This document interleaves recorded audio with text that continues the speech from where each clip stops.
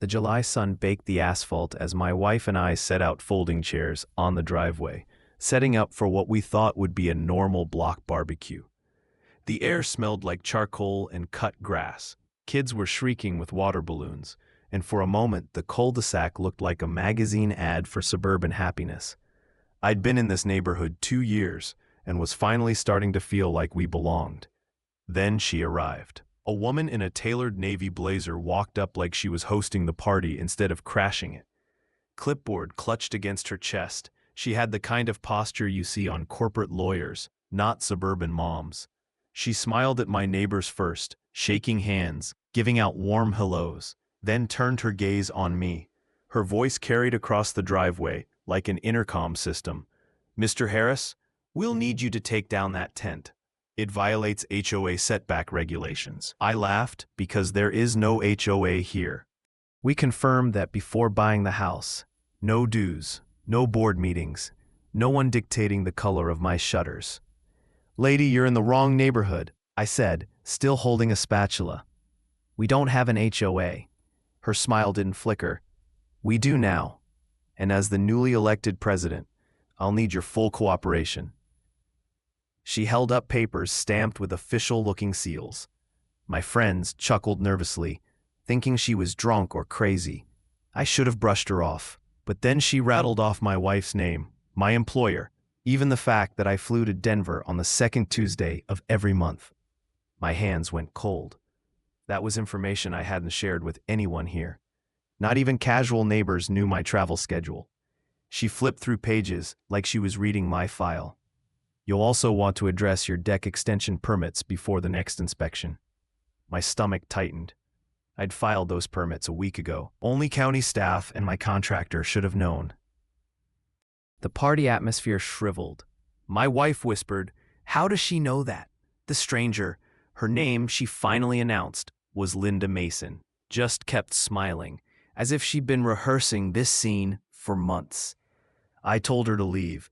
My neighbor Frank, who'd been a cop before retiring, stepped forward and said he'd call the sheriff if she didn't. But Linda looked pleased, as if this was the reaction she wanted all along. "The Harris family has a pattern," she said loudly, like she was addressing a courtroom. "A pattern of disregarding community harmony for personal gain." It wasn't a threat. It was an accusation. And the way she looked at me told me this wasn't about tents or decks. It was personal. That night, after everyone had left in an uneasy hush, I checked my security cameras. She hadn't just walked over from a nearby house. She'd been parked on the corner for nearly 2 hours before approaching, on the phone, scribbling notes, staring at my property. At one point, she looked up at my living room window and smiled, not friendly, predatory, like a wolf watching prey. The next morning, I dug into county records to prove she was bluffing. Instead of nothing, I found 7 separate easement claims filed under her name in the last 4 months. Each one looked impeccably formatted, citing real precedents and statutes. They weren't valid yet, but they were under review. If even one was approved, parts of my property could be reclassified as community access. I called the clerk expecting laughter. Instead, I got transferred 3 times until a weary woman said, "Yes, the Mason filings are very thorough. They're still pending review. If you want to contest, you'll need an attorney." My mouth went dry. This wasn't a prank. Linda had weaponized bureaucracy against me. I spent hours combing through deeds, old surveys, anything to shore up my defense. In a dusty box of work documents I hadn't touched in years, I found a photograph from my old firm. A quarterly meeting. There in the background, Linda. Different hair, glasses instead of contacts, but the same posture. I remembered now. She'd been in finance, the one whose name kept appearing on irregular invoices I had flagged. She'd been fired after the company's internal audit. I hadn't thought of her in years, but clearly she hadn't forgotten me. My neighbors started reporting strange visits. Mrs. Ortega down the street said Linda had warned her about illegal lawn ornaments. Frank got a notice about his boat trailer. Each document looked official enough to scare them into compliance. By the time I compared notes, half the block had received these citations. Linda was conditioning everyone to believe she had authority. A week later, my biggest client called. Contract suspended. Someone had filed a complaint with the state board, claiming I falsified hours and misrepresented work. My reputation was my livelihood, and now it was bleeding out. The caller sounded apologetic but firm. Until this clears, we can't keep you on. 30% of my income vanished in one conversation. That night, an email arrived from an unknown address. Subject line, "Truth comes out." Attached was a PDF, my mugshot from 15 years ago, a DUI arrest that had been dismissed and sealed. My wife had never even seen it. The email read, 48 hours, make it right or the neighborhood learns who you really are. I barely slept. By morning, I was in the office of a lawyer, Margaret James, who specialized in professional misconduct defense. She spread the complaint paperwork across her desk, scanning line after line. "This is an amateur," she said. "Whoever filed this had access to details from your old company. This is a targeted campaign." Then she tapped her pen on the signature line. "Linda Mason. Recognize the name?" I told her everything. The audit, the invoices, how I'd escalated the irregularities. Management had launched an investigation, and Linda was quietly terminated. I hadn't realized until now that she'd been caught skimming company funds. My whistleblowing had destroyed her career. "Now she's destroying yours," Margaret said grimly. I tried to confront Linda directly. Maybe part of me still believed I could diffuse this with honesty.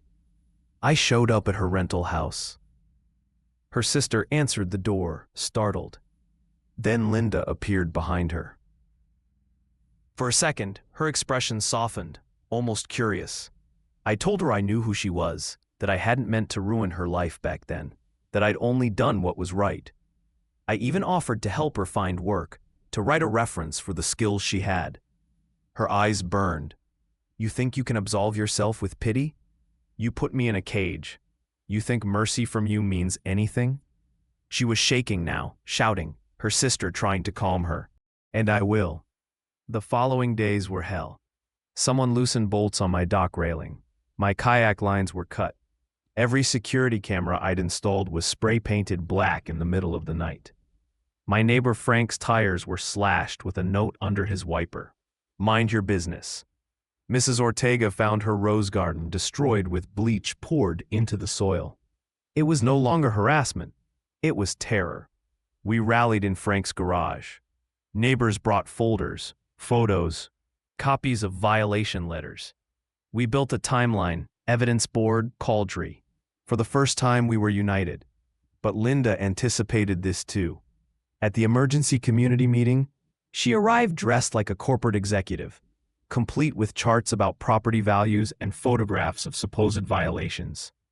She spoke calmly, painting herself as the only reasonable person trying to protect our neighborhood. When I accused her of fraud, of harassment, of filing false claims, the room went silent. For a flicker of a second, her mask slipped, and I saw fear. But then she pivoted, telling the crowd that misconduct complaints were a matter of public record, implying my board investigation was proof of my dishonesty. Some neighbors looked at me differently after that. By then, I was bleeding money on legal fees. Margaret pushed forward with a restraining order. We installed fencing, floodlights, new cameras. For a week, things were quiet. Then, at 3 a.m, I woke to the stench of gasoline. My dock was wet with it, rags piled like kindling, but nothing burned. She wanted me to think she'd torch my house. Police detained her that night but released her by morning. No fire, no crime they could stick. The pressure cracked her. 2 weeks later, neighbors found her crawling out of a storm drain near the lake, covered in sludge, still clutching a clipboard, muttering about inspections. She broke down sobbing, hysterical. For the first time, she looked less like a predator and more like a person who'd lost her grip on reality. Sandra, her sister, begged us not to press charges, insisting Linda needed treatment, not prison. Against my instincts, I agreed. The restraining order held. Linda entered a rehabilitation program for trauma and behavioral disorders. Months passed. My license cleared. My client reinstated the contract. The neighborhood stitched itself back together. For the first time in a year, I could sit on my deck without flinching at every car that slowed on the street. Then a letter arrived in my mailbox. Handwritten, shaky. Mr. Harris, I can't undo what I did. I blamed you for everything when the truth is, I made choices that ruined my life. The program is helping me see that. I hope one day you can see me as more than the villain in your story. Thank you for not destroying me when you had the chance. I folded the paper and stared out at the lake. Relief, anger, pity, they all tangled together. I knew better than to think it was over. Obsession doesn't vanish overnight. But for now, the air smelled only of pine and water, not gasoline or fear. For now, the wolf was gone from my yard. And yet, a week later, a plain envelope appeared with no return address. Inside were financial records, copies of transactions from my old firm. Evidence that suggested Linda hadn't been the only one skimming money. Maybe she'd been a scapegoat. Maybe others had hidden behind her downfall. I sat at my desk, with the documents in my hands, heart pounding. The choice loomed like a storm over the lake. Pursue justice and reopen wounds, or bury it all and finally breathe. I had no answer, only the sense that the story wasn't finished, that sometimes the hardest battles are the ones that begin after you think the war is won.